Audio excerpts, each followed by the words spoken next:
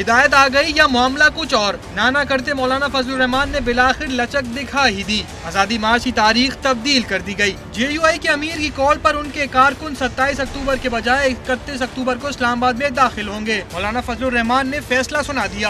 پاکستان کے تمام ملک کے اضلاع کچھ ایسے ہیں کہ جو اسلام آباد کے بالکل متصل ہیں اور قریب ہیں یا چند گھنٹوں کے فاصلے پہ ہیں، کچھ درمیانے فاصلے پہ ہیں، کچھ بہت دور دراز کے جیسے کراچی، کوئٹہ، گلگت بلتستان یا چترال وغیرہ کے۔ ہم اسلام آباد میں 31 اکتوبر کو داخل ہوں گے اور پورے ملک کے عوام بیک وقت اندر جائیں گے۔ مولانا فضل الرحمان نے 27 اکتوبر کو ملک بھر میں یوم یکجہتی کشمیر اور مقبوضہ وادی میں بھارتی مظالم کے خلاف یوم سیاہ منانے کا اعلان بھی کیا۔ اس سے پہلے JUI کی جانب سے اسلام آباد انتظامیہ کو درخواست دی گئی، جس میں 27 اکتوبر کو ڈی چوک پر آزادی مارچ کے لیے اجازت طلب کی گئی۔ چیف کمشنر کو یہ درخواست مولانا عبدالغفور حیدری کی جانب سے دی گئی۔ دوسری جانب اسلام آباد ہائی کورٹ نے آزادی مارچ کے خلاف شہری کی درخواست قبل از وقت قرار دیتے ہوئے خارج کر دی۔